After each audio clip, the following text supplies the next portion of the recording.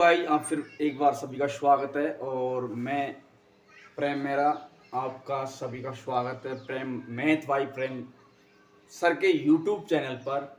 तो एक बार फिर मैं लेके आया हूँ मैथमेटिक्स की बहुत इम्पोर्टेंट क्वेश्चन जो अब प्रेजेंट टाइम में सीटी के एग्जाम हो रही है उनमें भी क्वेश्चन जो रेलवे वाले क्वेश्चन है वो ऐसे कैसे आ रहे हैं सेम डिजिट सही।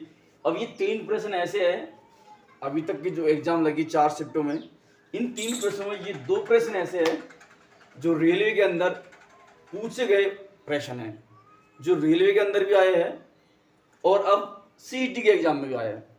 तो इन तीनों प्रश्नों को मैं करवाने वाला हूँ। उनमें पहला क्वेश्चन आपकी स्क्रीन पर तीनों है और तीनों क्वेश्चन में से मैं क्रमांक से लगातार इन तीनों क्वेश्चनों को सॉल्व करवाने हूँ। तो देखिए दोस्तों, पहला क्वेश्चन आपकी स्क्रीन पर है। तो पढ़ते पहले प्रश्न को।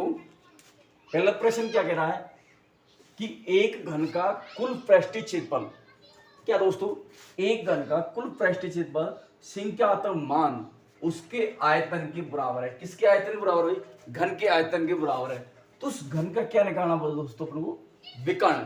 क्या निकालना? घन का विकर्ण निकालना है।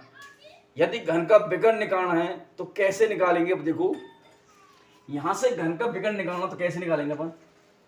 सबसे पहली बात तो वही अपन को घन का क्या है, जो पृष्ठीय क्षेत्रफल होता है वो घन के आयतन के बराबर है। तो देखो, घन का जो पृष्ठीय क्षेत्रफल वो क्या होता है? 6 गुणा भुजा अक्षर होता है और जो घन का आयतन होता है वो क्या होता है? भुजा क्यू होता है। यहां से ये कट गया तो भुजा बराबर कितना निकल के आया आपके पास भाई? 6 निकल के आया। क्या निकल के आया? भुजा बराबर 6 निकल के आई। मतलब कि जो घन है उसकी भुजा कितनी निकल के आई अपने पास में? 6। और अपन से क्या पूछा उसमें? विकर्ण। और दोस्तों विकर्ण क्या होता है भाई? घन का विकर्ण ये होता है √3 गुणा भुजा। तो यहां से कर सकते हो √3 गुणा भुजा। अब ये ऐसे नहीं तो इसको ऐसे नहीं थे, 6√3 किस ऑप्शन में दे रखा है? तो यहां से ऑप्शन देखो, पहला ऑप्शन ये रहा भाई, तो अपने को पहला ही ऑप्शन मिल गया 6√3। ये अपना क्या करेक्ट आंसर होगा। इस प्रकार से मैंने पहला प्रश्न किया भाई। आया समझ दोस्तों? मैं उम्मीद करता हूं ये प्रश्न आपके अच्छी तरह से समझ में आया होगा। ठीक है, अब प्रश्न नंबर 2 की बात करते। प्रश्न नंबर 2 क्या कर रहा है? एक दुकानदार, क्या भाई, एक दुकानदार 6 वस्तु 5 रुपए में खरीदता है। क्या भाई? 6 वस्तु 5 रुपए में खरीदता है तो उन्हें 6 रुपए में 4 वस्तु के भाव से बेच दिया। क्या भाई?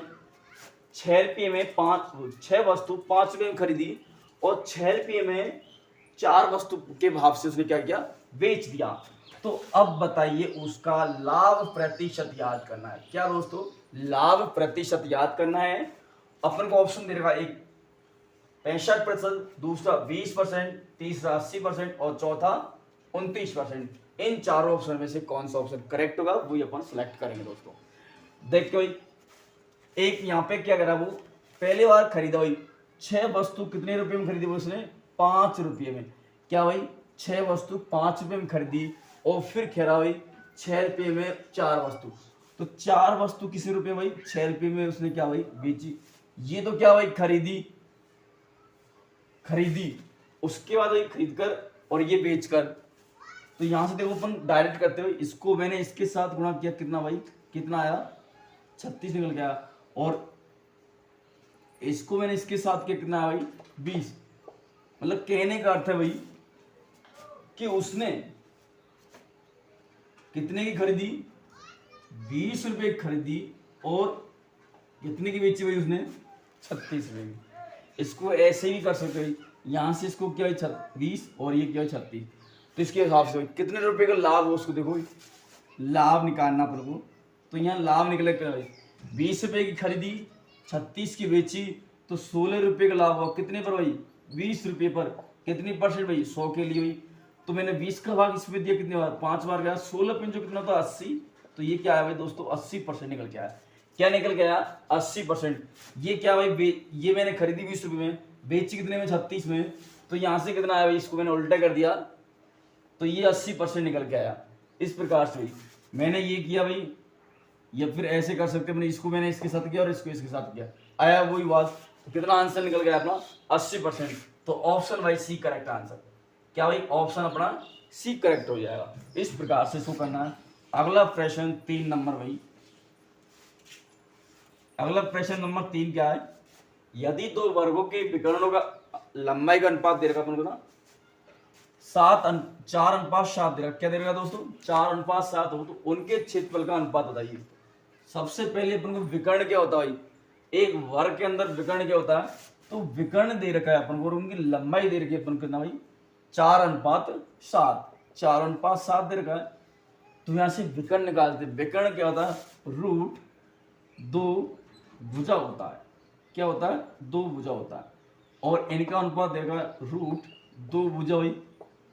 तो यहां से भाई ये d1 है और ये अनुपात d2 है, तो दोनों विकर्ण देगा, इनका क्या भाई अपने वर्ग किया सिंपल में भाई, तो क्या किया इनकी लंबाई, वही बात है। तो ये क्या है, अपन जब वर्ग निकालेंगे क्षेत्रफल निकालेंगे तो रूट 2 से रूट 2 कट जाएगा, भुजा भुजा बच जाएगी।